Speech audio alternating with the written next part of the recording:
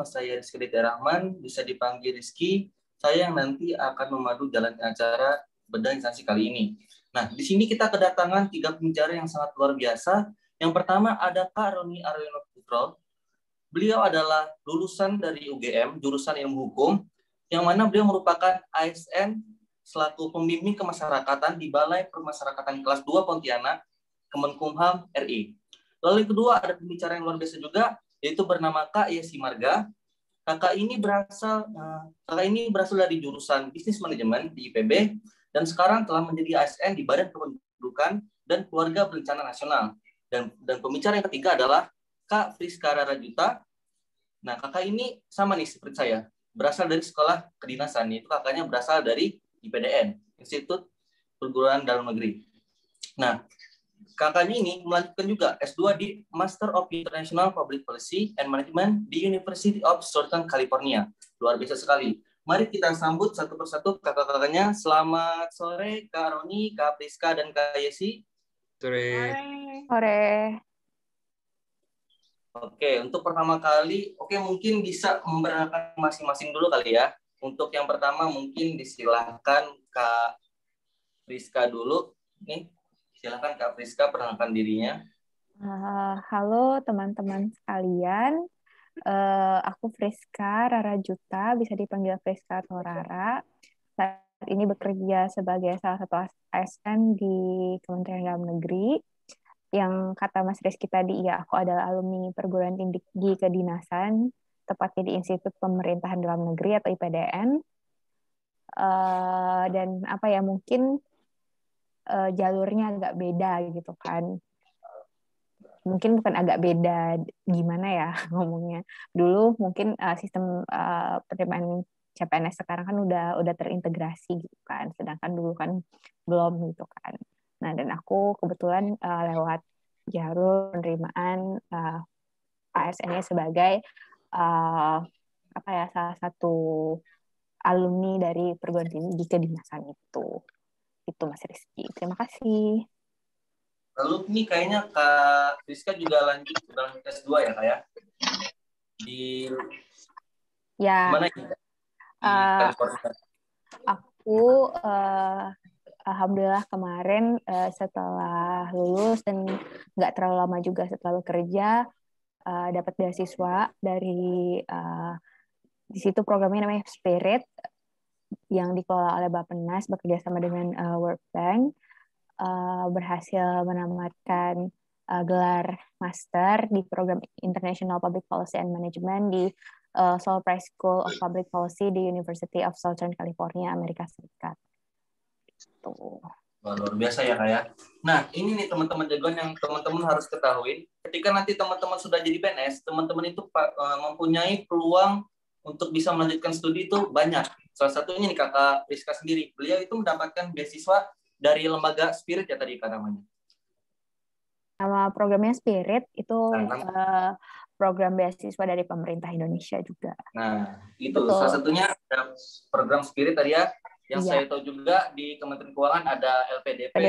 Lalu di instansi saya itu ada namanya STARS. Jadi ketika teman-teman nanti sudah jadi angkat menjadi PNS, teman-teman itu jangan khawatir. Teman-teman nanti jenjang karirnya gimana. Nah, selagi teman-teman itu rasa ingin tahunya tinggi, teman-teman masih ingin kuliah, teman-teman tekunin, cari tahu lah info-infonya, insya Allah beasiswa itu gampang diraih. Salah satunya nih, contoh nyatanya ada Kak Priska nih. Beliau mendapatkan beasiswa S2 di luar negeri. Oke, terima kasih Kak Priska atas perkenalannya. Kita lanjut ke Kak Yesi. Kak Yesi, halo Kak Yesi, selamat sore. Halo. Sore Mas, sore kakak-kakak sekalian. Silakan perkenalkan diri Kak supaya lebih dekat lagi gitu. Oke, perkenalkan nama saya Yesi Marga Safitri. Biasa dipanggil Yesi. Silakan dipanggil Yesi. Saya lebih suka dipanggil nama ya sebetulnya. Tapi kalau mau lebih sopan Mbak juga nggak apa-apa kok. Asal jangan Ibu gitu. Agak sensitif soalnya. Oke, tadi sudah disebutkan ya asal saya dari Lampung. Dulu kuliahnya di IPB. Jadi saya ralat sedikit. Yang bisnis tadi itu sebetulnya S2-nya, S1-nya di komunikasi. Nanti kan ada yang penasaran tuh kok bisa BKKBN masuknya dari bisnis gitu. Enggak, bisnis itu S2-nya gitu. Jadi saya masuk ke ASN-nya pakai yang ijazah S1. dan itu sarjana komunikasi gitu sih. Itu aja. Saya S1 S2 di IPB, jadi pecinta IPB banget. Wow. Ya, terima kasih. Ya, luar biasa sekali ya. Selanjutnya, terima kasih Kak Yesi. Ini pembicara yang terakhir nih, cowok sendiri. Kak Roni, silahkan Kak Roni. Apa sebutannya apa? Kemarin jagoan ya katanya ya? Ya, jagoan. Jagoan Ya. CPNS ya, Mas ya, Wih. bukan jagoan neon ya. Jagoan Bukan neon jagoan kan neon ya? gitu. Oke. Iya. Selamat sore para jagoan ya, para jagoan CPNS. Perkenalkan, nama saya Roni. Mungkin lengkapnya Roni Aryono Putra, panggilannya Roni. Saya di Balai Pemasyarakatan kelas 2 Pontianak. Mungkin nanti sebenarnya kalau mungkin pada ngertinya lapas ya, lapas. Tapi sebenarnya kalau Balai Pemasyarakatan itu lebih ke programnya untuk apa itu namanya, katakanlah program untuk warga binaan. Jadi warga binaan nanti ada program pembebasan bersyarat dan sebagainya. Itu terus kami juga menangani masalah untuk anak berhadapan dengan hukum. Jadi pendampingannya oleh pembimbing kemasyarakatan. Itu nama jabatan fungsionalnya. Seperti itu. Saya dari Jogja, kebetulan penempatannya di Pontianak. Itu dulu, Mas Rizky ya. Oke, luar biasa sekali. Oke, sekalian nanya nih Kak, kenapa Kak Roni memilih menjadi ASN? Sebenarnya lebih ke apa ya namanya, sebenarnya kalau pandangan umum kan sebenarnya lebih secure ya kalau jadi PNS itulah. Mungkin dari awalnya seperti itu, maksudnya dan itu aman dalam apalagi kayak kondisi COVID kayak gini kan, ngerti sendiri mungkin beberapa orang punya usaha naik turun dan sebagainya seperti itu. Jadi awalnya seperti itu aja. Awalnya ya maksudnya pandangan seperti itu, tapi ketika berjalannya waktu dan sebagainya ternyata kok dengan jabatan saya bisa bermanfaat bagi orang-orang yang maksudnya orang-orang banyak, maksudnya dalam artian kan saya juga nangani untuk pembimbingannya untuk klien pemasyarakatan. Jadi warga binaan nanti setelah keluar dia dapat program, saya bikin pembimbingannya, saya bikin pengawasannya dan sebagainya. Itu sih. Berarti Kak Roni ini lumayan jago membimbing ya. Coba tahu jagonya ntar mau dibimbing sama Mas Roni kan. Jangan ya, berarti masuk lapas dulu ya. Jangan, harus ya. Masuk dulu ya. Paling nggak nyuri atau ngapain gitu boleh lah. Iya. Yang kecil-kecil aja, yang 6 bulan apa-apa gitu. Nyuri perhatian kali ya. Nyuri perhatian ya. Oke, betul yang seperti dikatakan sama Kak Roni. Saya dulu juga kenapa memilih dari ASN, yang pertama adalah secure, aman. Karena berdikatakan aman, tadi benar kata Kak Roni, di kala pandemi tahun lalu ya, ketika COVID-19 baru tersebar di penjuru negeri, banyak sekali teman-teman jagoan sendiri lihat di berita-berita, orang di luar sana itu banyak yang kena PHK. Pemutusan hubungan kerja, banyak yang dipecat, banyak yang jadi pengangguran, usaha banyak mati, bahkan usaha-usaha yang sudah besar pun banyak yang mati. Salah satunya kayak Giant, salah satunya juga kemarin kita hampir gulung tikar. Nah, itulah kenapa dikatakan PNS itu aman. PNS itu tidak akan pernah dipecat selagi dia orangnya aman-aman aja. Dalam artian orang-orangnya itu disiplin, tetap melaksanakan tugas-tugasnya, dan tidak melakukan pelanggaran. Ya, tetap aman menjadi PNS. Jadi tidak ada yang namanya PHK ketika menjadi PNS. Dan di masa tua itu sudah ada mendapatkan yang namanya jaminan masa tua. Jadi ketika teman-teman menjadi ASN nanti, insya Allah teman-teman itu sudah aman lah karirnya gitu. Asalkan teman-teman benar aja, karena jangan sampai korupsi, jangan sampai aneh-aneh, melanggar undang-undang, melanggar peraturan ya, teman-teman akan aman menjadi PNS. Oke, lanjut. Terima kasih Kak Roni. Kita tanya ke Kak Yesi dulu. Ayo, selamat sore Kak Yesi. Iya, sore. Ya, kira-kira kenapa nih Kak Yesi memilih jadi ASN? Alasannya yang pertama tadi sama sih. Semua orang sepertinya berpikiran sama bahwa PNS itu posisi aman. Tapi sebetulnya kalau mau dipikir soal aman atau enggak sih, kalau soal ini ya jaminan hari tuanya, di swasta pun sekarang sudah ada semacam apa ya, kan mereka punya BPJS Ketenagakerjaan tuh yang bisa diklaim saat pensiun. Dan itu kalau dihitung-hitung jumlahnya akan sama dengan tabungan pensiun kita gitu. Jadi bisa pakai itu kalau untuk hari tua. Tapi kalau segi amannya benar tadi, kalau di swasta itu kan gonjang-ganjing ya, takut dipecat lah karena mungkin ekonomi negara lagi nggak bagus gitu. Nah dari situ, selain itu juga permintaan orang tua sih. Jadi orang tua saya itu pengennya anaknya jadi PNS. biar mereka tuh nggak kepikiran gitu soal nasib hidup anaknya ke depannya gitu. Betul. Terus kalau perempuan sih menurut pandangan saya itu kerja sebagai PNS itu paling aman gitu, karena jam kerjanya itu kayak dari pagi sampai sore ya sudah gitu. Jarang sekali PNS itu yang sampai lembur-lemburan, kecuali kalau dia benar-benar Betul. posisi yang hektik banget gitu ya. Sementara kalau di swasta, saya 7 tahun di swasta, itu ngerasain yang perginya tuh pagi-pagi gitu ya, karena takut macet, kadang-kadang subuh gitu. Terus pulangnya nanti malam, jam 8 baru sampai di rumah gitu sih. Oh ya, jadi Kak Yesi ini sudah punya pengalaman ya kayak kerja di swasta sama 7 tahun ya. Jadi bisa ngerasain lah perbedaan ketika dulu di swasta itu gila-gilaan kerjanya bahkan dari subuh sampai malam. Sedangkan menjadi PNS itu agak lebih santai ya kayak. Benar. Lebih nyaman banget. Makanya PNS itu kan ada kepanjangannya, pegawai negeri santai. Sebenarnya santai nggak apa-apa, yang penting tugas selesai. Itu ya, jangan santai, tugas dibiarkan numpuk. Oke, terima kasih Kak Yesi. Kita lanjut ke Kak Priska. Kalau Kak... Tujuan besar yang menurut aku cukup mulia. When you serve the nation and the people, kamu tuh nanti ujung-ujungnya adalah membesarkan negara kamu dan membesarkan orang-orang kamu. Kalau kamu kerja. Jadi bisa kita simpulkan ya kayak salah satunya kenapa menjadi ASN-nya adalah pengabdian. Kalau misalnya di swasta tadi kan di private itu fokusnya profit. Sedangkan ketika kita menjadi ASN, fokus itu nggak ada profitnya sama sekali. Malah fokusnya ke pelayanan, service. Kalau menurut aku, I think this is mindset yang harus kita sedikit geser ya. Ketika orang ngomong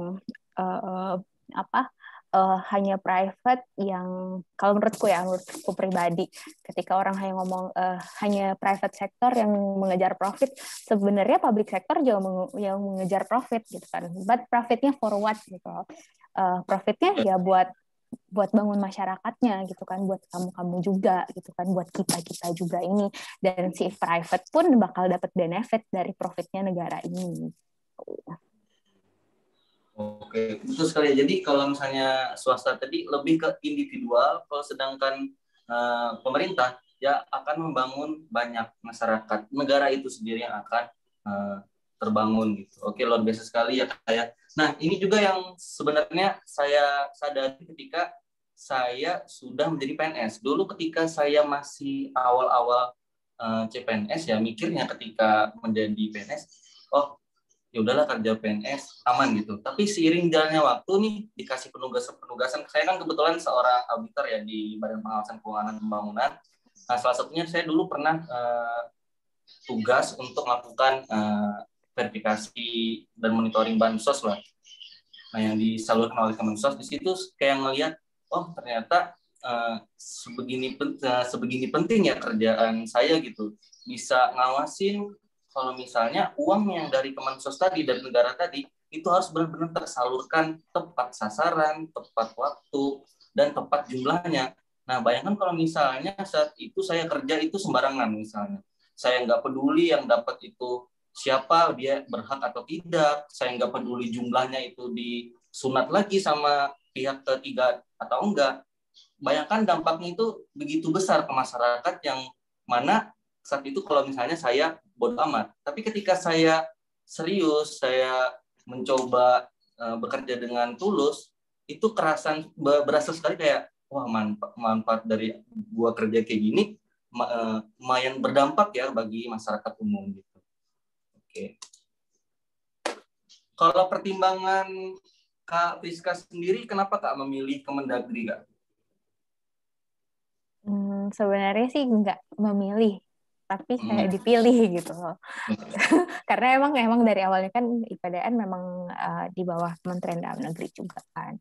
Jadi enggak memilih, tapi memang ketika nyampe sana, oh kayak gini gitu. Ternyata kerjaannya boleh mereknya dalam negeri, tapi ya tetap aja gitu kan, dalam negeri dan luar negeri dan semuanya ternyata dijabanin gitu kan.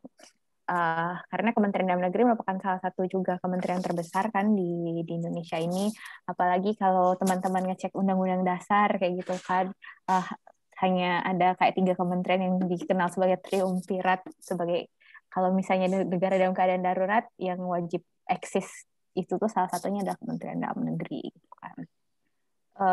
Terus juga apa ya, kayak aku bilang tadi awalnya tuh sebenarnya nggak jujur ya, kecil nggak pernah cita-cita jadi PNS gitu kan.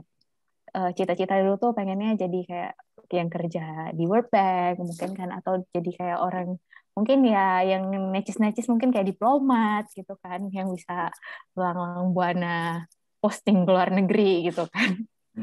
Tapi ternyata ujung-ujungnya ditaruh di Kementerian Dalam Negeri. Tapi ternyata Tuhan punya jalan lain untuk saya. Saya akhirnya ditaruh di pusat di situ pusat kerjasama internasional lah dulu.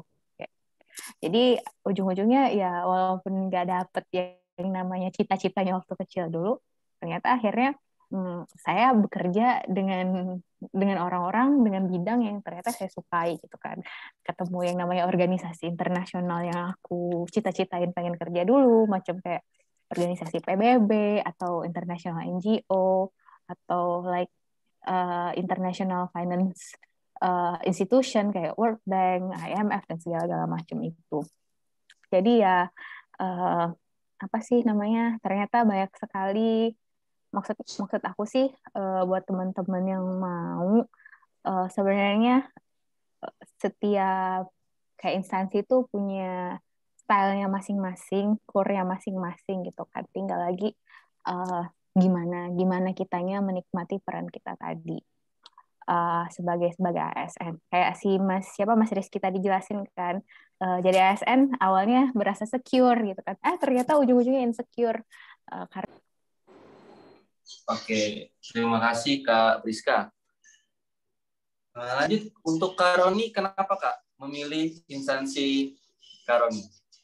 Oke, sebenarnya lebih ke ini ya, apa itu namanya, sesuai dengan jurusan aja, karena kan yang dibutuhkan untuk, kalau tempat saya kan jabatan fungsional pembimbing kemasyarakatan, jadi di formasi udah ada tulisannya, seperti maksudnya udah ada ininya, formasinya seperti itu. Itu yang dibutuhkan adalah sarjana hukum, psikologi, dan sosiologi. Di situ sekalian tips juga nih, saya juga ngambil karena satu dan lain hal, karena kuotanya juga lumayan. Jadi waktu itu di 2017 dari 17.000 Kemenkumham itu bukaan itu untuk pembimbing kemasyarakatan ada sekitar 700 orang gitu. Jadi ya maksudnya bagaimana memaksimalkan peluang kan, kalau menurut saya kan seperti itu. Yang pertama adalah bagaimana kesesuaian jurusan, kira-kira katakanlah ketika saya bekerja saya tidak akan ketinggalan dan sebagainya atau gimana, dan yang kedua adalah memaksimalkan peluang seperti itu. Waktu itu di 2017 yang banyak itu analis keimigrasian dan pembimbing kemasyarakatan. Tapi kalau untuk analis keimigrasian kebetulan jurusannya banyak tuh. Jadi macam-macam, ada komputer dan sebagainya. Tapi kalau untuk pembimbing kemasyarakatan cuma 3 jurusan. Untuk psikologi, sosiologi, sama hukum. Itu kalau saya. Oke, jadi pertimbangannya karena peluang juga ya kayak termasuk. Nah, iya, pemetaan peluang. Gitu. Nah, seringkali nih kesalahan para pendaftar CPNS adalah mereka kurang melihat peluang di dalam formasi. Misalnya nih, formasi A itu butuhnya cuma 1, jurusannya itu sedangkan banyak gitu misalnya. Ya, mereka nggak memperhitungkan gitu, apakah nanti dari sekian 100 misalnya yang mendaftar di formasi A, apakah nanti bisa kita menjadi satu yang terbaik di antara 100 untuk bisa mendapatkan formasi A. Ini kadang kurang diperhitungkan sama teman-teman di luar sana yang mungkin ingin mendaftar CPNS. Jadi teman-teman ketika nanti ingin mendaftarkan diri menjadi CPNS, teman-teman harus perhitungkan peluang juga berdasarkan jurusan teman-teman. Karena apa? Karena itu sangat pengaruh nanti terhadap peluang kelulusan teman-teman. Bayangkan saja kalau misalnya tadi yang mana formasi A cuma butuh 1 atau 2 orang misal, sedangkan yang daftar ada 100, ada 1000 misal. Kemungkinan teman-teman untuk bisa lulus kan sangat kecil. Tapi sedangkan di formasi lain, misal formasi C itu kuotanya ada 10 misalnya, yang daftar cuma ada 200, kan itu lumayan besar peluang dibandingkan dengan formasi A tadi. Nah, di zaman sekarang juga itu lebih sudah tersistem ya, ketika teman-teman daftar CPNS itu udah kelihatan nanti formasi ini udah ada berapa yang milih, jadi formasi itu udah berapa yang milih, jadi teman-teman bisa memperhitungkan peluang teman-teman nanti pengen masuk di mana. Dan bahkan ada juga kadang formasi yang dia tidak terisi sama sekali sama orang. Ya itu salah satunya mungkin banyak orang yang kurang percaya diri untuk memilih formasi itu. Misalnya kuotanya sangat sedikit, lalu jurusan juga terbatas, orang pada malas nih milih. Padahal bisa jadi ketika teman-teman semua nih satu pikirannya sama, nggak usah milih itu Padahal ketika teman-teman milih itu, justru teman-teman memiliki pesaing yang lebih sedikit alias peluang yang lebih besar. Oke, jadi ketika teman-teman nanti memilih instansi, tolong diperhatikan juga peluang teman-teman untuk bisa lolos di formasi itu. Oke, terima kasih Kak Roni. Kita lanjut ke Kak Yesi. Kalau Kak Yesi, kenapa Kak memilih instansi itu, Kak? Saya kayaknya masuk golongan yang pasaran ya, karena sama persis kayak Mas Roni. Jadi ngelihat dulu apa sih namanya, sesuai nggak dengan kompetensi saya gitu ya, jurusan saya kuliah sesuai atau enggak, karena tadi sih kata Mas Roni, biar nanti pada saat masuk ke situ kita nggak terlalu ketinggalan gitu, paling nggak kita punya dasar ilmunya. Tuh. Yang kedua benar, memperhitungkan dulu peluangnya, karena kebetulan di formasi yang saya lamar waktu itu jumlah penerimaannya itu gede gitu, 26 kalau nggak salah. Jadi kan wow banget gitu, segitu banyaknya. Plus itu tepatnya di Lampung gitu. Jadi saya mempertimbangkan juga wilayahnya. Itu sih. Pasaran banget, Mas. Oke, jadi juga memperhitungkan peluang ya, Kak ya? Lalu Kak, untuk daftar di instansi Kakak itu ada persyaratan khusus nggak Kak? Misal wanita harus tinggi berapa gitu, mungkin harus bisa matanya harus tidak minus atau tidak buta warna, atau ada persyaratan lain Kak? Kira-kira di instansi Kakak? Kalau sekarang sih, kalau pada saat penerimaan itu nggak ada persyaratan khususnya, nggak ada. Tapi setelah saya masuk gitu ya, ternyata ada yang tidak disebutkan di awal. Kalau kami kan BKKBN itu slogannya 2 anak lebih baik ya. Oke. Nah, jadi 2 anak lebih baik. yang sudah menikah itu anaknya maksimal 2. Itu setelah kita masuk baru tahu gitu. Jadi ada cerita teman saya itu, dia anaknya tuh udah 3 dan masuk gitu. Itu abis banget kena bully. Dan itu kita baru tahu ternyata setelah masuk.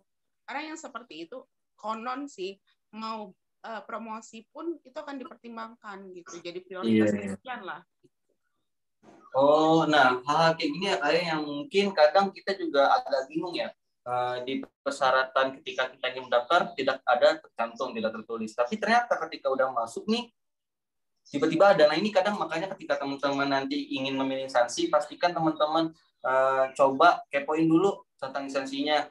Nggak cuman yang ada secara formal di internet atau yang tersebar melalui peraturan dan lain-lain atau pengumuman, coba teman-teman tanya dulu yang udah bekerja di sana, seperti satunya nih Kak Yesi nih atau kakak-kakak yang lain. Tanya dulu, takutnya nanti ketika teman-teman udah terlanjur masuk nih, ternyata ada persyaratan lagi yang teman-teman tidak memenuhi kualifikasinya. Sebenarnya kan tetap menjadi PNS ya di BKKBN. Cuman jadi nggak enaknya jadi omongan aja kan ya, kayak apalagi kan masa orang instansi yang core tentang program 2 anak punyanya lebih dari 2 anak kan agak lucu, agak kurang enak ya. Benar. Okay. Tadi sih masa satunya moral juga kan untuk prospek kedepannya yang tadi disebutkan motivasi mau promosi itu jadi kendala sih. Iya. Itu sih jadi enaknya kayak nggak mungkin kan satu anaknya dititipkan dulu kan gitu, dikeluarkan kakak kan ribet ya, kasihan anaknya juga. Oke, terima kasih Kak Yesi. Sekarang lanjut ke Kak Rizka. Kalau di Kemendagri, Kak, kira-kira ada persyaratan khusus nggak, Kak? Kalau di Kemendagri sendiri, aku kalau jalur umumnya aku kurang tahu detail, tapi sepertinya sih sama untuk persyaratan umum bagi teman-teman peserta CPNS gitu kan. Nah, tapi memang kalau memang teman-teman misalnya ini baru mau tamat SMA, itu kan mau daftar beberapa sekolah tinggi kedinasan, salah satunya dari PDN. Nah, itu baru tadi ada beberapa kayak minimum requirement-nya, kayak misalnya tinggi badan, mata minus berapa, kesehatan, dan segala macem gitu kan. Mungkin detailsnya teman-teman bisa cek. Ini kan sekarang tuh udah online semua dan udah satu tersistem semua di portal penerimaannya. Itu sih I cannot give a further advice ini gimana buat teman-teman yang untuk seleksi CPNS sekarang. Tapi yang jelas benar kata Mas Roni sama Mbak Yesi tadi, consider background pendidikan, kemudian peluang tadi gitu kan. Dan satunya juga aku sih sarannya consider juga passion gitu kan. Kamu bisa tumbuh apa enggak di pekerjaan kamu nanti gitu kan. Kamu suka apa enggak gitu kan. Jangan sampai ya banyak teman-teman kita yang katanya sih salah jurusan mungkin ya gitu kan, nggak suka gitu dengan jurusannya, terus nanti terjebak pula di pekerjaan dan dengan rutinitas yang kamu kerjain tiap hari gitu kan. Nah di situ kamu juga harus tahu nih gitu kan, gimana cari peluang itu. Kayak misalnya aku backgroundnya manajemen pemerintahan gitu kan, pemerintahnya dalam negeri pula, terus ngambil S2-nya itu International Public Policy and Management gitu kan. Apa sih bisa itu sampai ke international things, padahal kamu kerjaannya urusan pemerintahan dalam negeri. Nah, tapi kan di situ aku ngeliat peluang gitu, nggak cuma kerja di sana gitu, pengetahuan kamu dan kapasitas kamu itu nggak dibatasi di situ saja gitu kan, tapi kamu bisa nambah pengetahuan atau develop upgrade your skill dengan misalnya tadi di international public policy itu ternyata kamu tuh nggak cuma kebijakan internasional, tapi kamu bisa belajar komunikasi mungkin atau perencanaan, bikin kebijakan, anggaran dan lain-lain. Itu yang jadi bisa bikin sebagai bekal dan modal kamu buat upgrade karir kamu ke depan juga. Tuh. Terima kasih. Oh iya, nah betul sekali Kak. Ngomong-ngomong tentang passion nih, seringkali itu PNS itu dicap kurang menyalurkan passion. Padahal ini ya, menurut saya instansi-instansi pemerintah itu semakin mulai mendukung passion para pegawainya. Salah satunya mungkin kalau saya dulu awal berpikir ketika saya masuk di BPKP mikirnya, aduh ini audit mulu nih kerjaannya, monitoring mulu, verifikasi mulu, nggak ada nih kesempatan ngejalanin passion. Salah satunya passion saya kan salah satunya ngomong di komunikasi. Ternyata ketika saya sudah masuk di pekerjaan, saya itu awalnya berada di bidang instansi pemerintah pusat, yang artinya saya mengawasi semua instansi pemerintah pusat vertikal yang ada di daerah saat itu. Tapi seiring jalannya waktu, karena saya menunjukkan passion saya, kemampuan saya itu dalam komunikasi, nggak kurang dari 1 tahun itu tiba-tiba dipindah ke bidang yang memang kompatibel sama saya, yang cocok, yaitu bimbingan teknis di Pemda, di perangkat desa. Jadi saya lebih ke ngajarin, lebih ke ya public speaking lah di situ. Jadi teman-teman nanti harap pertimbangkan juga ya passion teman-teman, dan jangan khawatir nanti ketika teman-teman jadi PNS, masalah passion itu bisa tersalurkan di instansi teman-teman. Yang penting teman-teman mau mengupgrade-nya dan mau show tentang itu. Jangan dipendam, sayang, karena seringkali bagi orang luar menurut saya cap PNS itu kerjanya monoton, ini aja itu aja, padahal enggak gitu. Salah satunya dulu kan saya sebelum menjadi pegawai di BPKP ya, saya itu ingin sekali masuk di apa ya dulu zaman namanya Badan Ekonomi Kreatif. Nah, saya ingin sekali dulu masuk di Badan Ekonomi Kreatif yang saat itu masih di bawah Kementerian BUMN. Nah, namun sayangnya tidak kebagian di tempat saya karena cuma ada di tahun sebelumnya, dan kebetulan sekarang sudah masuk ke dalam wisata ya, ekonomi kreatifnya. Nah, tapi setelah saya coba di instansi saya sekarang, ternyata tetap bisa tersalurkan itu. Jadi teman-teman, saya tekankan, entah itu passionnya dalam soft skill atau hard skill, olahraga, kesenian, apapun itu, insya Allah bisa teman-teman salurkan di instansi teman-teman masing-masing. Oke, lanjut ke Mas Roni. Ada persyaratan khususnya nggak Kak kira-kira di Kemenkumham RI? Kalau persyaratan khusus biasanya untuk apa itu namanya formasi tertentu saja, kayak apa itu namanya, untuk kalau kami kan agak banyak itu untuk penjaga tahanan ya. Kalau untuk penjaga tahanan biasanya ada tinggi badan. Nah, tinggi badan sama dia punya skill kayak bela diri dan sebagainya. Itu di situ juga nanti akan ada pengukuran apa fisik, mungkin lari, push up dan sebagainya gitu. Jadi banyak latihan exercise lah di situ. Nah, udah latihan exercise lagi, ya kan? Double latihannya. Berarti fisik juga dipertimbangkan kayak? fisik juga dipertimbangkan. Tapi hanya untuk yang ini ya, apa itu namanya, untuk penjaga tahanan. Untuk tertentu saja. Kalau yang kayak kami di pembimbing kemasyarakatan itu nggak ada fisiknya. Maksudnya dalam artian pas seleksi nggak ada tes fisiknya seperti itu. Itu sih. Oke, terima kasih Kak Roni. Lalu Kak, dulu waktu Kakak ingin melakukan seleksi CPNS itu persiapannya apa aja Kak? Apakah puasa Senin Kamis, bangun tengah Ya, malam tahajud? wah Apa iya saja? pasti lah Mas. Jadi kalau persiapannya yang pertama adalah restu dari orang tua. Jadi kalau untuk restu dari orang tua itu harus banget itu, karena maksudnya kan kalau formasi saya kan kebetulan kan siap ditempatkan di mana saja gitu. Jadi ketika ketika maksudnya kalau orang tua kan maksudnya kebetulan saya masih berada di Jogja waktu itu, masih dengan orang tua dan sebagainya itu. Terus persiapan lagi apa ya? Ya doa, doa. Maksudnya doa itu udah pasti ya, maksudnya ibadah. Ya karena lagi punya kepentingan atau harapan dan sebagainya. Jadi mau nggak mau harus seperti itu, bukan mau nggak mau ya.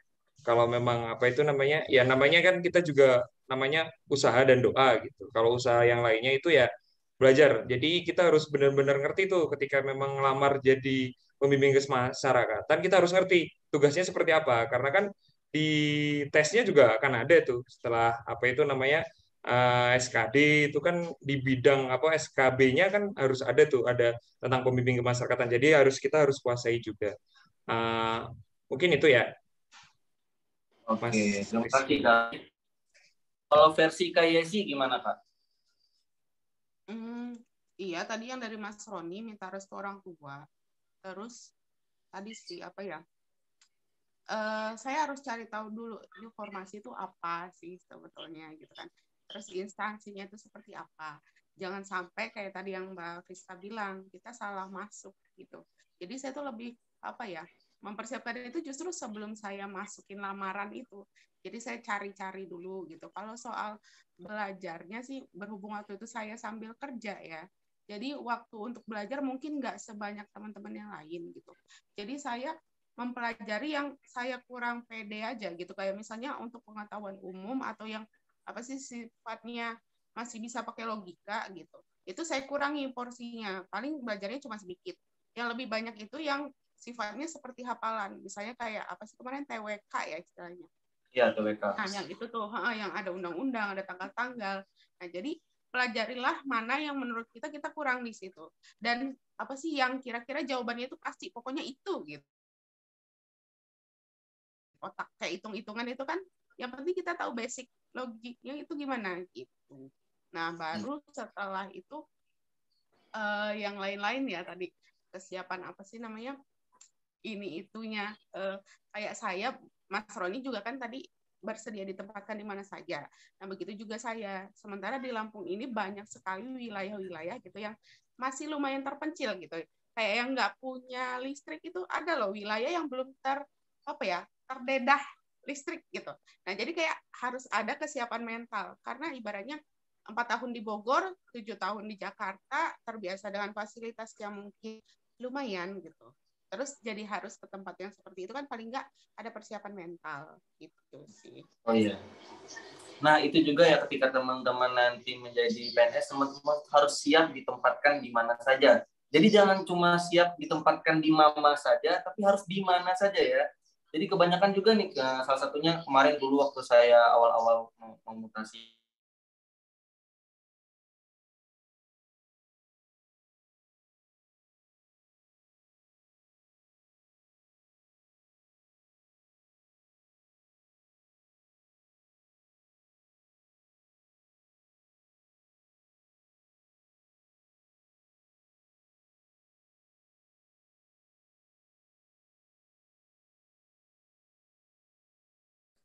banyak mistisnya nih dan lain-lain. Jangan berpikir itu dulu.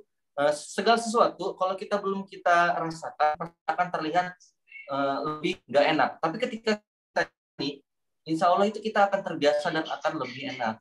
Jadi jangan takut duluan sebelum teman-teman terjun ke tempat itu sendiri. Oke, kalau Kak Friska gimana Kak? Apa persiapan Kak Friska dulu?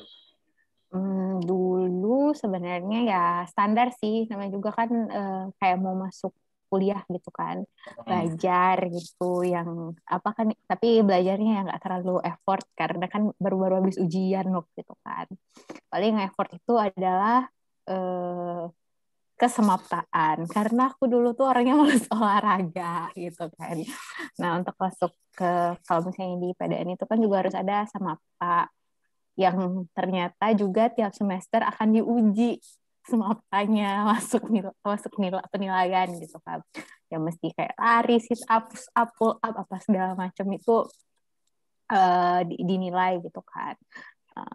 Terus apa sih, ketika kadang-kadang kan orang-orang di luar tuh nanya, apaan sih lo gitu kan, kerja misalnya di PDN, kerja di kelurahan, ngapain sih mesti apa sok-sokan gitu kan, harus diuji fisiknya. Oh, mereka tidak tahu karena disangkanya yang jadian NKRI itu bagian negara Jakarta atau Pulau Jawa saja gitu kan.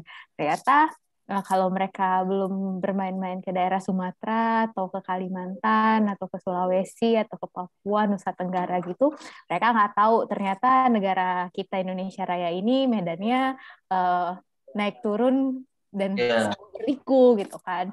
Jadi kamu kan kebanyakan yang lulusan IPDN itu ya ditaruhnya kan di kelurahan, di kecamatan gitu kan, yang menghadirkan apa, kayak harus hadir di tengah masyarakat gitu kan. Ketika masyarakat bertikai apa segala macam, kamu harus pasang badan gitu kan. Nah, disitulah kita tuh harus digembleng fisik dan mentalnya supaya kita tuh bisa benar-benar hadir di tengah-tengah masyarakat gitu. Dengan apa, fisik yang tangguh, mental yang kuat juga. Gitu, Mas Rizky. Jadi benar sekali ya kata Kak Priska ya.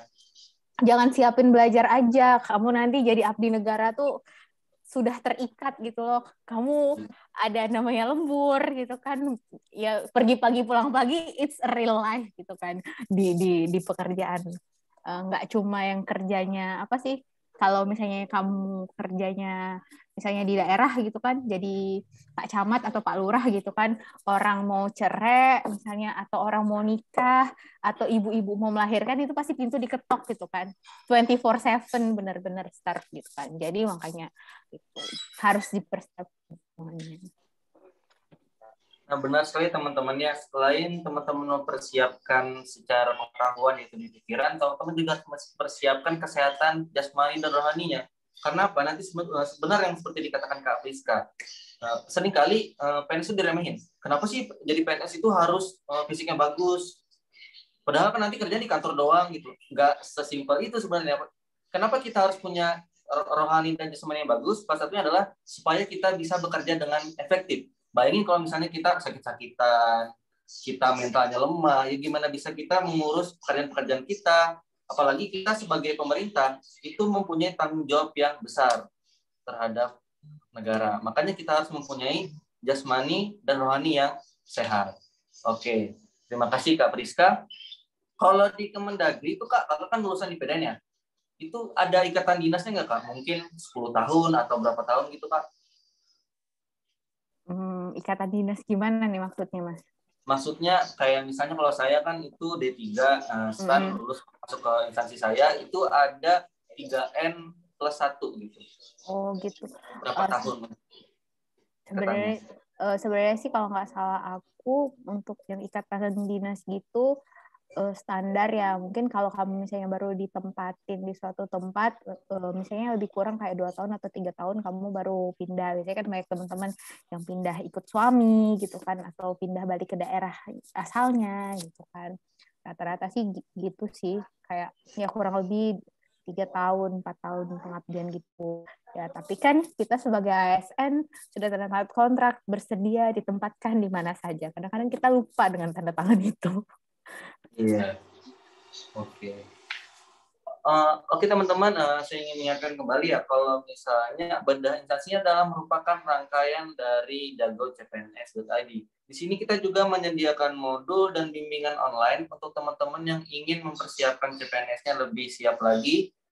Modulnya itu ditarik 150.000 per modul, sedangkan untuk untuk bimbingan online-nya itu Rp300.000. Nah, tapi jangan khawatir, teman-teman akan mendapatkan diskon untuk bimbingan online, bimbingan kelas online itu dengan cara teman-teman bisa rangkum insight kita pada hari ini, teman-teman story di Instagram, mention jangan lupa di jagocpns.id. Nanti teman-teman akan mendapatkan diskon 10% rupiah. Oke, lanjut kepada Kak Yesi. Gimana Kak? Ada ikatan dinas Kak? Kira-kira di BKKBN? Kalau ikatan dinas sih nggak ada. Cuma kayaknya sih standar di angkatan saya, itu kita tanda tangan surat perjanjian gitu, bahwa 10 tahun tidak meminta mutasi. Baik mutasi instansi maupun mutasi lokasi kerja gitu sih. Cuma itu. 10 tahun ya. Oh, jadi emang rata-rata memang 10 tahun. Itu jenjang pendidikan apa saja Kak? Entah itu D3, S1, S2 sama semua ya? Semua sama. Oke, sama. Kalau Kak Roni gimana Kak? Halo, maaf. Kalau untuk penjaga tahanan tuh ada apa itu namanya 10 tahun kalau nggak salah. Cuman nanti maksudnya mungkin bisa jadi akan ada perubahan dan sebagainya gitu. Kebetulan kemarin yang angkatan saya itu belum sampai 10 tahun juga ternyata maksudnya ada beberapa yang memang karena kebutuhan apa itu namanya UPT yang lain dan sebagainya gitu nanti bisa bisa diinin. Tapi hanya lokal waktu itu. Terus kalau untuk membimbing kemasyarakatan sendiri untuk yang S1 memang tidak ada waktu itu, tidak ada tanda tangannya. Itu yang 2017. Cuman saya kurang tahu kalau untuk 2019-nya seperti apa untuk masalah mengenai penempatan dan sebagainya. Yang tadi tiga apa kalau punya Mas Rizky tiga apa 3N apa? 3N. Oh, apa aja Mas? Mencuci tangan, terus apa lagi Mas? Enggak, Pakai masker sama ya. jaga jarak. Oh, bukan M ya, N tapi. Ya, situ. Tapi emang di tiap instansi beda-beda sih kebijakan kepegawaiannya. Memang ada pakem mungkin dari apa ya, dari yang nggak tahu ya ada peraturan menterinya atau enggak. Tapi di pemerintah daerah pun aku dengar dari teman-teman aku juga masing-masing punya kebijakan tersendiri gitu. Kadang-kadang ya sampai 10 tahun gitu kan nggak boleh pindah gitu kan ketika jadi kayak CPNS atau PNS di sana gitu. Jadi itu nggak bagus sih. Oke. Kalau pertanyaan lagi nih untuk Kak Roni. Kebutuhan formasi itu dengan jurusan kakak itu sangat berpengaruh nggak Kak? Maksudnya misalnya nih, kan di Kemenkumham ya, yang dibutuhkan misalnya formasi akuntansi gitu. Tapi kakak itu ngedaftar sebagai akuntansi syariah misal. Apakah itu sangat berpengaruh nantinya untuk kedepannya? Akan ada masalah atau mana-mana aja? Sejauh apa itu? Ya, oke, sorry. Sejauh itu memang ada maksudnya dalam artian dalam formasi itu kan memang udah ada ketentuannya gitu. Jadi pastinya maksudnya pemerintah sendiri membuat seperti itu kan memang ada pertimbangannya gitu.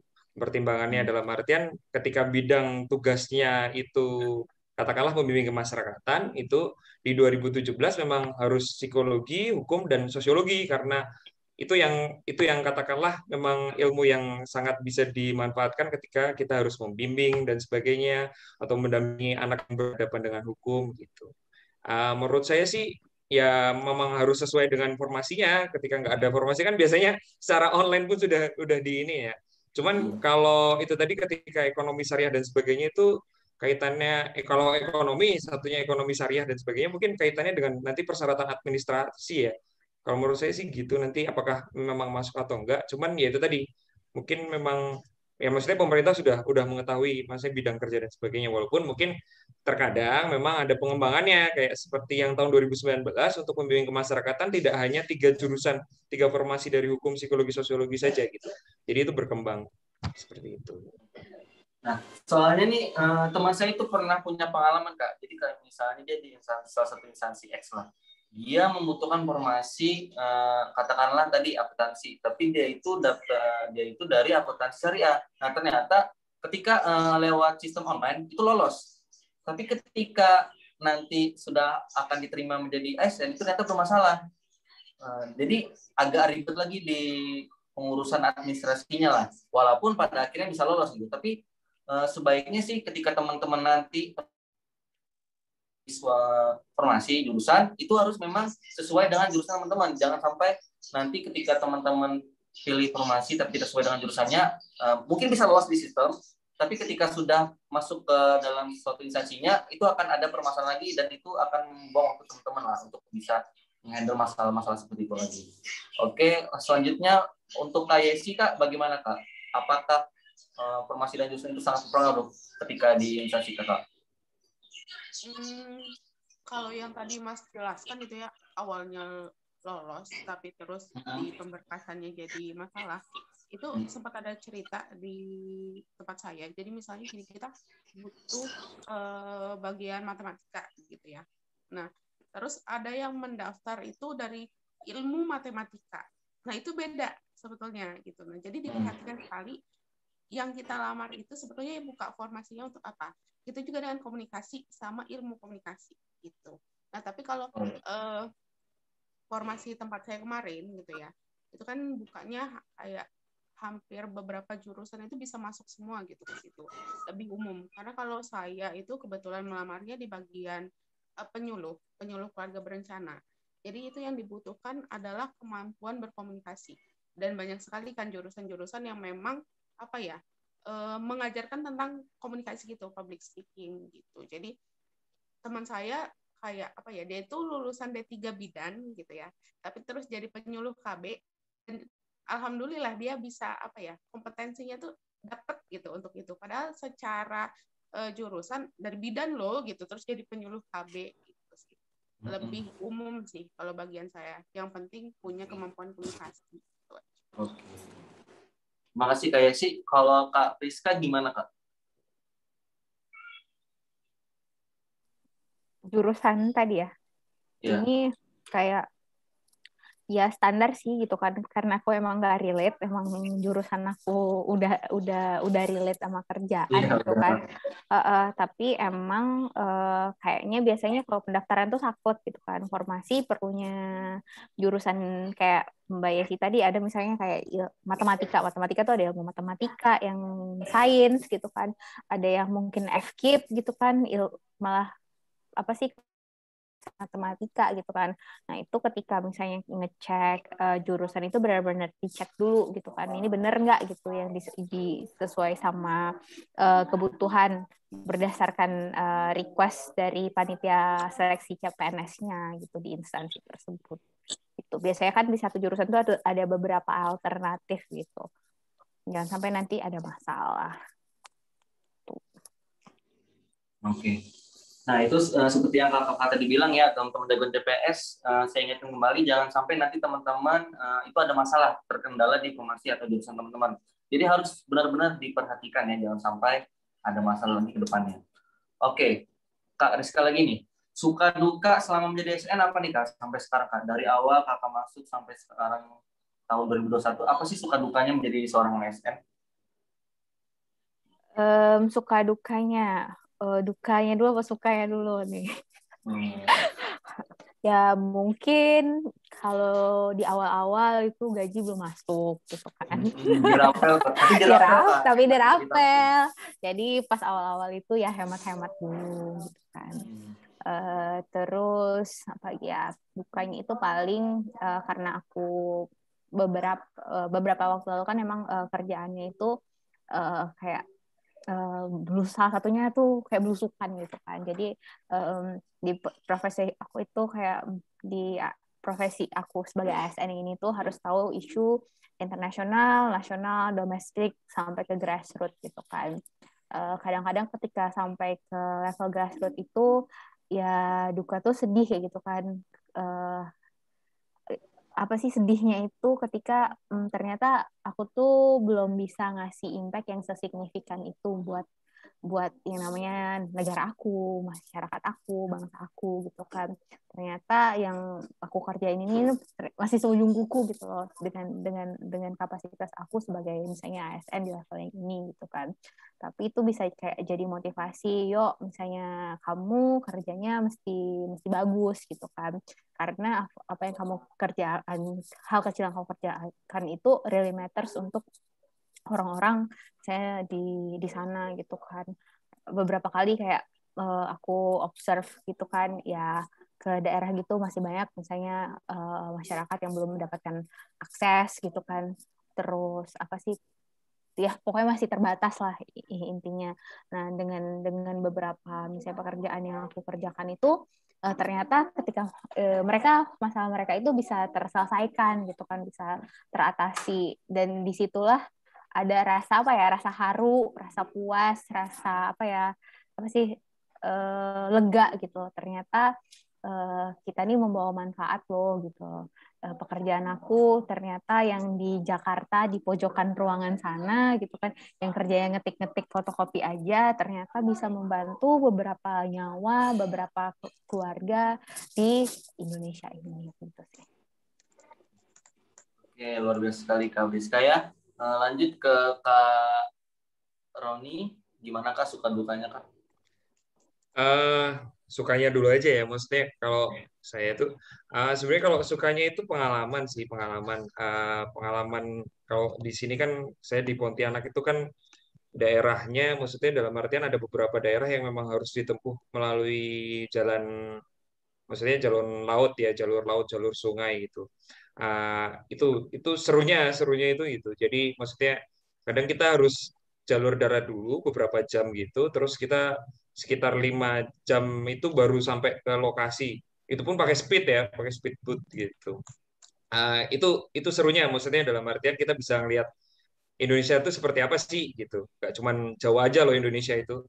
Ada Kalimantan, ada Sumatera, ada Sulawesi dan sebagainya gitu. Itu yang menarik. Terus apa itu namanya, untuk yang itu sukanya ya. Kalau dukanya itu mungkin kalau belum bisa mudik aja sih, kayak sekarang ini gitu. Lebaran Itu nggak aja. mudik, nggak ada Nah, ketupat lengkap Mas. Nah, itu aja sih. Tapi ya sebenarnya yang nggak menjadi persoalan ya, karena kan ini juga perwujudan kita juga jadi ASN juga, maksudnya kan kebijakan pemerintah kan juga harus kita dukung untuk semuanya seperti itu. Jadi itu nggak bukan persoalan yang harus gimana dan sebagainya itu. Gitu aja sih itu. Sip. Oh, satu lagi, kalau mungkin kadang-kadang itu apa itu namanya, kita punya tantangan untuk menyesuaikan diri ya. Itu entah itu apakah suka atau dukanya dan sebagainya, itu cobaan mungkin ya. Jadi dalam artian kalau yang awal-awal dan sebagainya mungkin kita bakalan ngerjain kerjaan bukan kerjaan kita, itu udah biasa gitu. Jadi ya mental itu memang harus benar-benar ini, mental sama kesehatan jiwa ya. Jadi pemeriksaan ke psikolog itu mungkin baiknya rutin gitu.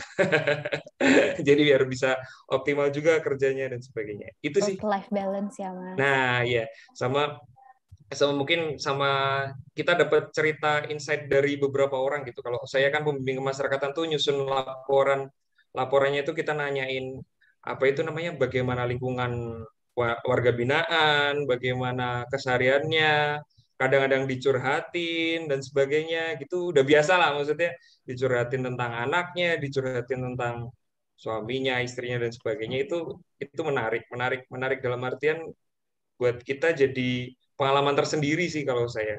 Sama buat belajar bagaimana ya, bagaimana hidup gitu sih. Jadi kalau dulu mungkin saya di Jogja dan sebagainya, saya nggak akan dapat pengalaman seperti ini gitu.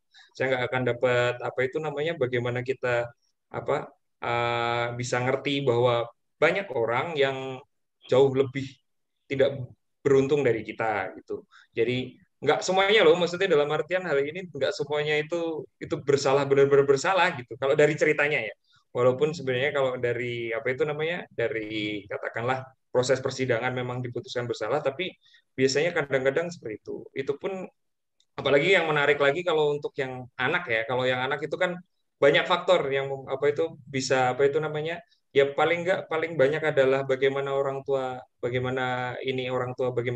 bisa apa yang membesarkan anaknya, bagaimana pola asuhnya dan sebagainya.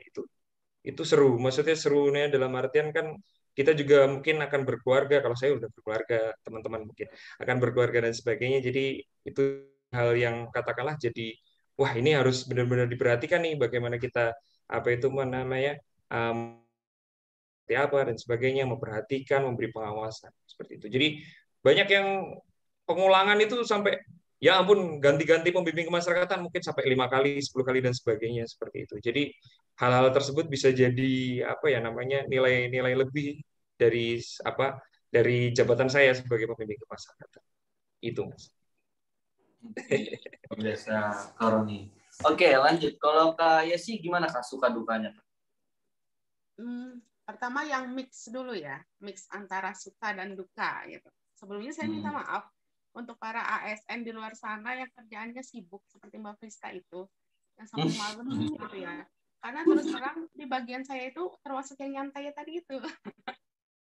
Masuk yang apa ya, yang PNS-nya pagi nunggu sore gitu. Jadi ini antara sedih dan tidaknya gitu. Karena saya sebelumnya terbiasa di swasta yang kita tuh loadingnya tinggi, terus kita harus terus-menerus berinovasi gitu ya.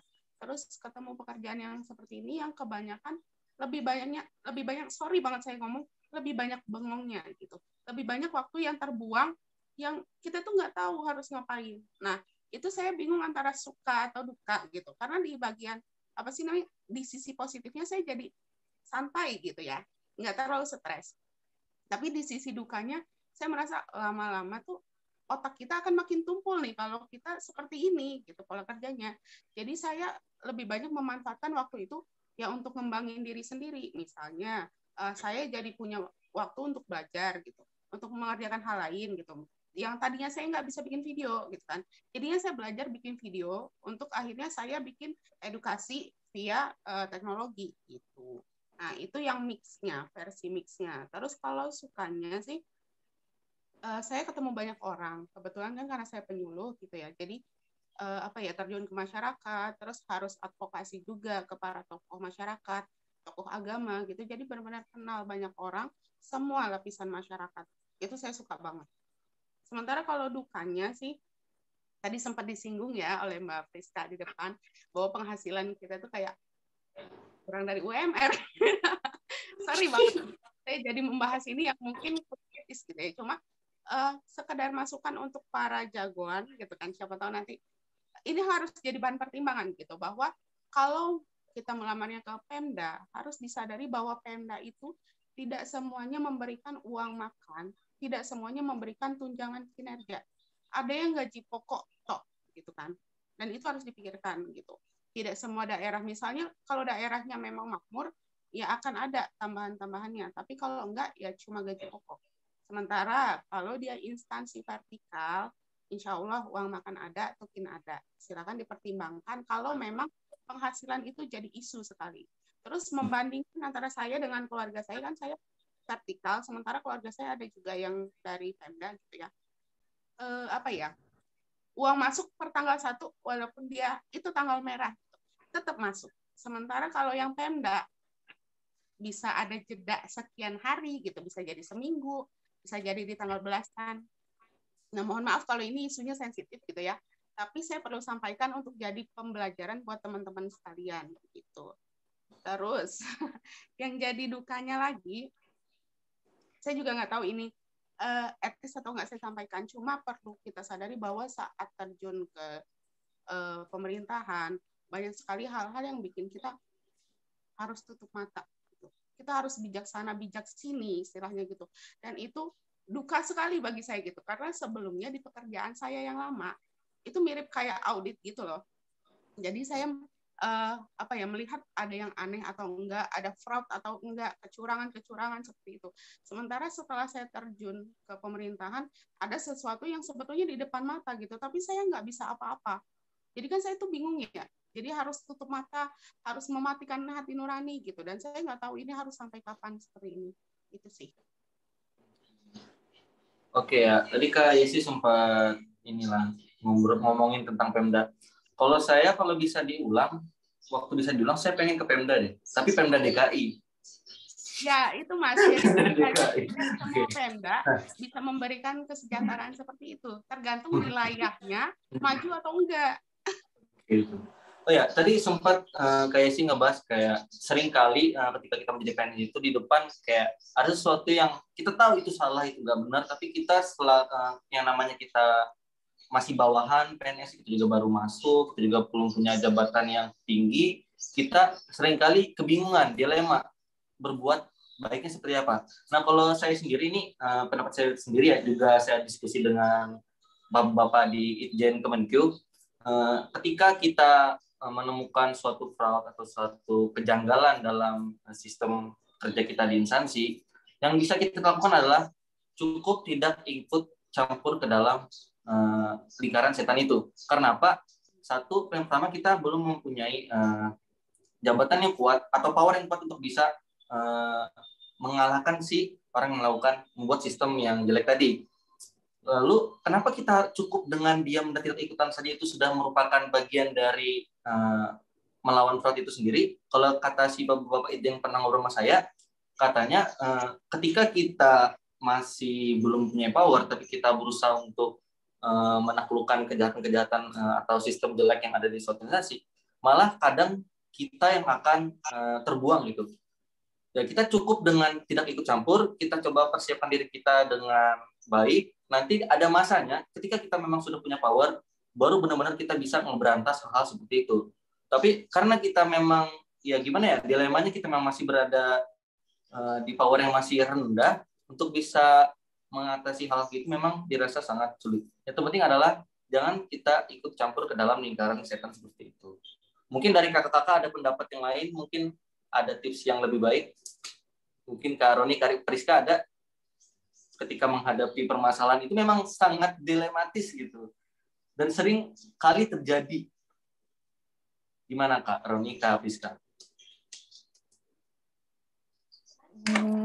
Bentar, sebelum jawab itu aku pengen nambah lagi sukanya aku jadi ASN. Ditambah lagi ya. Mereka sukanya berarti. Jadi ASN itu kayak nambah opportunity. Kayak aku tadi bisa dapat peluang yang bagus buat lanjutin sekolah. Karena kayak khususnya kalau misalnya ada yang pengen sekolah ke luar negeri gitu, kita atau kamu-kamu yang bekerja di instansi pemerintah itu, mereka kayak really appreciate it. Karena apa? Karena emang balik lagi tadi kataku, ultimate goals orang yang bekerja di public sector itu kan community development gitu kan, bukan untuk pribadi gitu kan, tapi untuk khalayak masyarakat. Dan di luar sana khususnya itu mereka sangat menaruh kayak appreciation yang lebih tinggi terhadap orang-orang yang bekerja di public sector. Dan juga mungkin bisik-bisik buat teman-teman yang itu yang belum bergabung di sektor pemerintahan ini, ya kadang-kadang pemberi beasiswa itu lebih consider kenapa lebih pro ke nggak lebih pro juga sih, peluangnya kadang-kadang aku dengar sih lebih besar ke yang bekerja di sektor pemerintahan ini, sektor publik, karena memang you owe the nation gitu kan, kamu bakal balik ke negara ini dan bakal membangun negaranya gitu kan. Karena bagi pemberi beasiswa itu salah satu syaratnya itu biasanya, kalau nggak salah kalian bisa cek, ada beberapa pemberi beasiswa dari luar negeri juga, syaratnya itu kamu harus kembali ke negara asal kamu gitu kan, untuk membangun negara kamu. Jadi itu sih. Terus untuk menanggapi hal yang tadi, I cannot talk more about that. Dinamika di setiap kantor itu beda-beda gitu kan. Jadi it depends on your personality gitu kan. If you know it's not good gitu kan, you can choose your attitude. Kamu bisa pilih sikap kamu bagaimana gitu kan, dan lakukan apa sesuai dengan kapasitas kamu. Itu sih menurutku. Jadi it's happen anywhere. It's not only like in government sectors, nggak cuma di pemerintah gitu. I can say in any organization, in any sectors, they have their own problem gitu kan. Dimanapun kamu berada, di institusi apapun, di public, di private, di non-governmental, di CSO, pasti akan ada masalah-masalah yang akan kamu hadapi gitu kan. Tinggal lagi bagaimana, apakah kamu pengen jadi bagian dari masalah tersebut, mengambil ikut andil, atau kamu menjadi bagian dari solusi. Itu aja sih. Makasih. Makasih Kak Priska. Kak Roni ingin menambahkan, mungkin pengen nambah suka juga nih kayaknya. Apa? Nambah TS ada Kak? Atau nambah tuh? Udah mau jam buka puasa nih kita. Oh iya. Saya mau buka.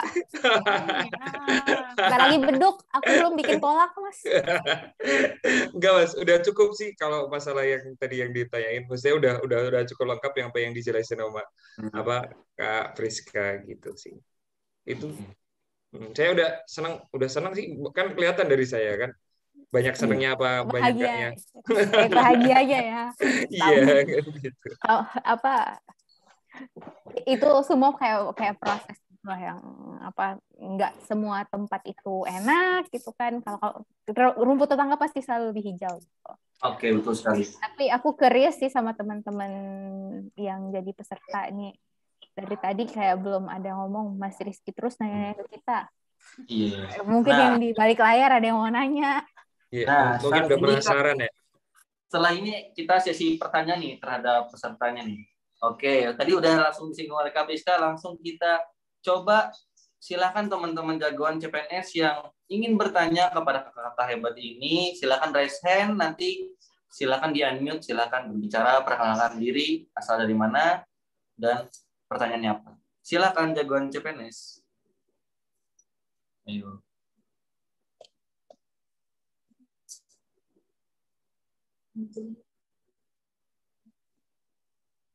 Ya, silakan. Siapa nih? Lisia. Silakan Lisia, di-unmute dulu.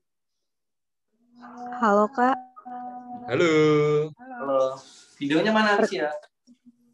Kameranya nggak bisa nyala ini. Oke, nggak apa-apa, suara aja.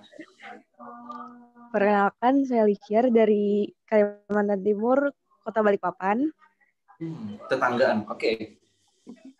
Nah, saya kan ini mau nanya ke Kak Roni. Saya kan ini kan tahun ini lulus SMA. Nah, saya ini mau ikut tes CPNS yang Kemenkumham penjaga lapas. Nah, itu kan ijazah saya kan belum keluar nih. Kalau misalkan daftar di Kak, itu boleh atau enggak? Oke, silakan kepada Mas Roni bisa dijawab. Ijazah belum keluar ya. Coba dicek ini aja. Maksudnya kalau maksudnya saya secara fix kan nggak, maksudnya belum mengerti banget ya. Maksudnya kalau itu jadi kalau di Kalimantan Timur kan sudah ada kanwil ininya apa itu namanya Kemenkumham itu di setiap sudah ada gitu. Coba nanti di bidang kepegawaiannya coba di ini aja. Soalnya kalau terakhir yang 2019 itu apakah perlu upload dan sebagainya atau enggak, tapi itu berarti kalau SMA itu kan biasanya serempak ya lulusnya dan sebagainya. Iya enggak? Panggilannya apa gimana nih? Jagoan itu biasanya serempak ya. Lulusnya serentak. Harusnya serentak sambil nunggu. Ini berarti belum cuman kan informasi juga belum keluar sih gitu. Ya kan? Sepengetahuan saya kan baru kemarin diumumkan, cuman kalau formasinya memang belum ada gitu. Jadi baiknya sih amannya sih harus ada ijazahnya ya. Maksudnya khawatirnya nanti kalau memang pas administrasi, apalagi kalau itu panitianya kan panitia lokal biasanya ya kalau penjaga tahanan gitu. Jadi nanti kita harus ke Kanwil dan sebagainya, perlu bawa syarat-syarat dan sebagainya gitu. Mungkin harus dipastikan dulu nanti untuk apa itu namanya, lebih amannya sih ada gitu, lebih amannya sih ada gitu. Atau paling enggak ada surat keterangan, biasanya kan bisa gitu ya, surat keterangan dari sekolah gitu menyatakan bahwa Kak ini sudah lulus dan sebagainya. Mungkin kalau memang ijazahnya belum bisa ada gitu. Itu sih. Oh iya, makasih Kak. Iya, sama-sama. Oke, ada pertanyaan lagi dari jagoan CPNS. Karena waktu sudah menunjukkan beduk-beduk, silakan jagoan CPNS langsung raise hand saja dan di-unmute.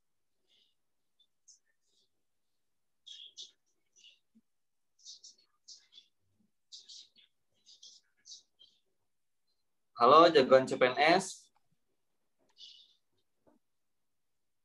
Ada yang ingin bertanya lagi?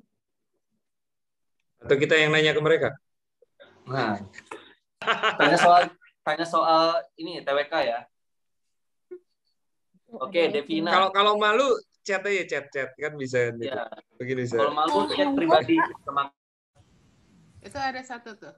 Halo Kak. Halo. Halo. Halo.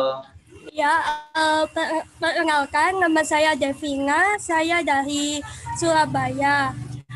Saya ingin bertanya nih, untuk misalkan kita udah keterima di PNS, nah untuk kita sendiri ingin melanjutkan S2 gitu, ya Kak. Nah, tadi kan katanya beasiswa itu lebih ke prioritas buat PNS gitu ya. Apakah nanti setelah berapa tahun kita mengabdi ke negara itu kita bisa lanjut ke S2 itu berapa lama gitu. Ya, makasih Kak. Oke, terima kasih Devina pertanyaannya. Oke, silakan kakak yang ingin menjawab. Saya sih Rizka tuh. Mbak Oke, dulu aja nanti saya Rizka, tambahkan. Oke. Kalau halo. saya mau jawab, saya belum izin juga nih. Lagi mau nyari-nyari beasiswa. Halo Mbak Devina.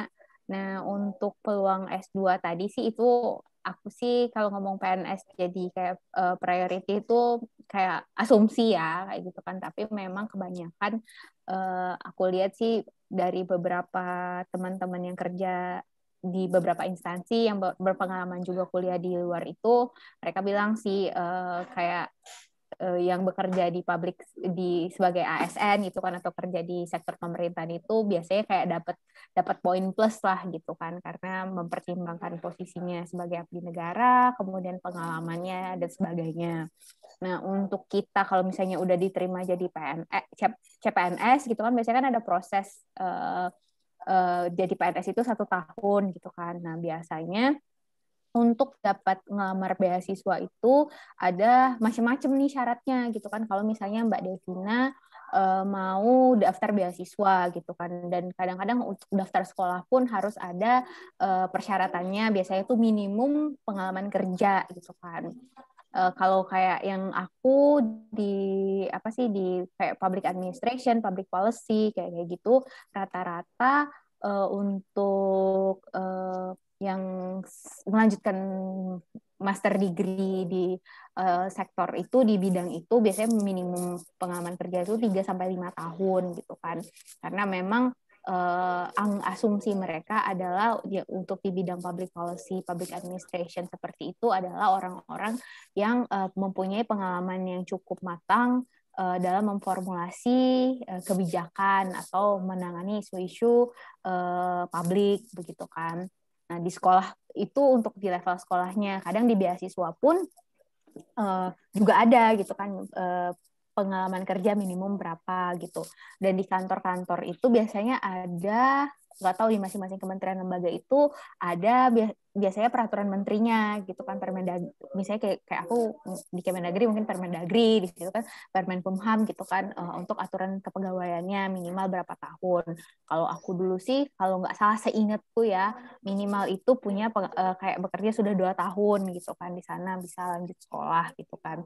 Nah, ini pun untuk lanjut sekolah tuh ada 2 jenis gitu kan. Kita tugas belajar gitu kan. Tugas belajar biasanya full kita tuh tidak bekerja gitu kan. Kerjaan kita di SK-kan untuk belajar gitu kan. Misalnya itu yang di luar kota atau yang di luar negeri gitu kan.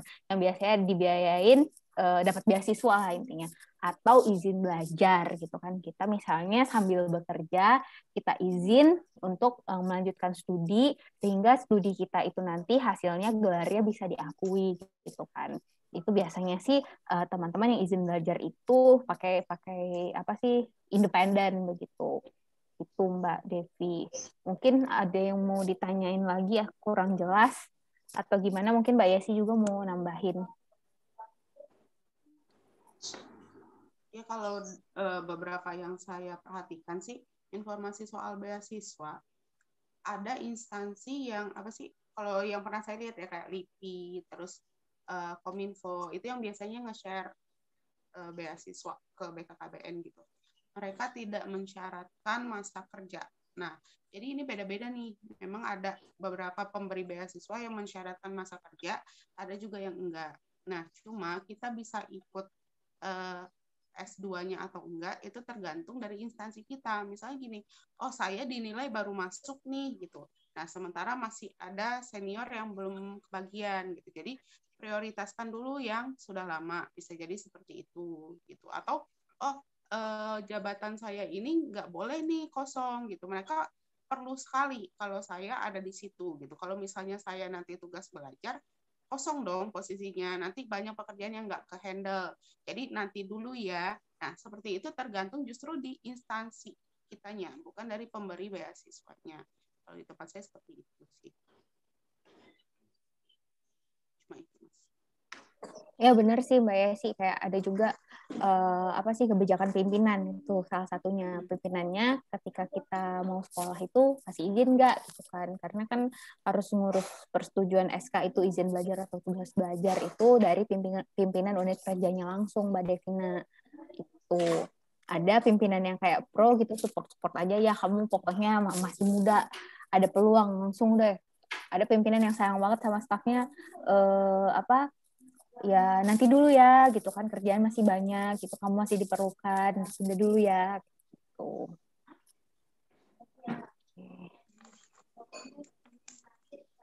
Oke. Satu pertanyaan terakhir ya, saya bacakan dari chat sebelum kita tutup.